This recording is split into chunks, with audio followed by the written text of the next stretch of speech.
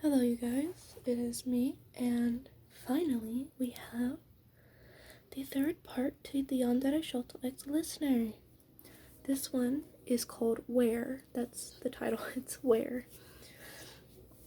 Alright, so let's go ahead and get right into the story. Being with Ochaku made you feel safe. It was always quiet, and it always smelled of earth and herbs, along with some sense of spices. She left each day to drive into the city, which gave you some alone time. The time alone was a blessing and a curse all in one, a blessing by the serenity and freedom. If you hear a train, please ignore it, that's just small town things. A curse by the constant, nagging fear that Shoto would somehow find you, but every time those thoughts came up, you shook your head to get rid of them. Gardening helped with the fear. You enjoyed tending to the flower beds that surrounded the house, the forest, and the white gates. One day, while tending to the flowers, Ochako came home early and in a hurry.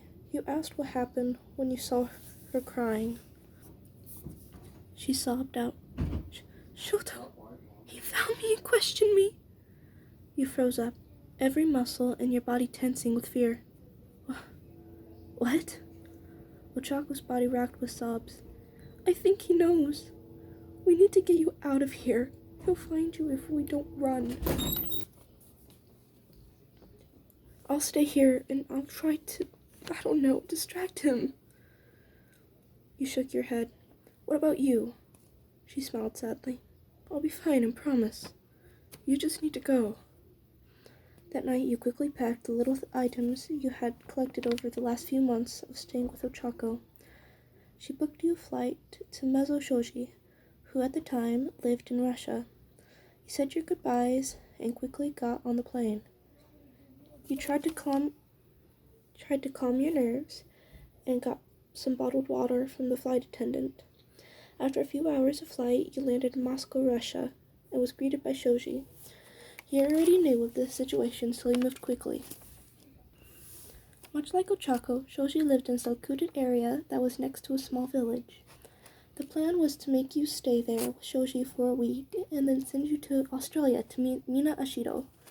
After staying there, you would go to Brazil to meet with Sero. After that, it would be up to you to decide where you wanted to go. After getting semi-comfortable in Shoji's house, he informed you that he needed to run an errand and he would be quickly back. You took a little time to write in your journal Ochako gave you to write about what's happened to you over the past few years, like an autobiography. The stay with Shoji went quickly, and on the 7th night, you were on your way to Australia to meet with Mina. The flight felt a little more secure this time, due to the fact that Shoto had a very low percentage chance of knowing where you were or going. You landed in Sydney, Australia, and met with Mina. Unlike Ochako and Shoji, she lived in Sydney, which was a larger area. She was a popular idol in Australia, so you both had to work even quicker. You noticed something was off about her, so you asked. She reeled back slightly. "I'll tell you when we get home." The drive to her house felt like years, and after quickly getting into the house, she sat you down. "I don't know how to tell you this, but Chaka was found in her house, half burnt and close to death. She's in the hospital now, but the doctors don't know if she'll make it. I'm so sorry." You froze. You knew Shoto would do something, but practically burning Ochako to death? That's a little too far even for him. Mina saw you freeze up. She got you into bed and gave a little lecture. "Listen, we all knew that if we helped you, then there would be consequences. No matter what, this is not your fault, listener." That night, you tossed and you turned, only thinking about how much pain Ochako must be in, and worried about what would happen to the others. Maybe Shoto really knew where you were going, but he just didn't let on. What if he was taking his time, playing cat and mouse. Only he'll crush anything that's in the way.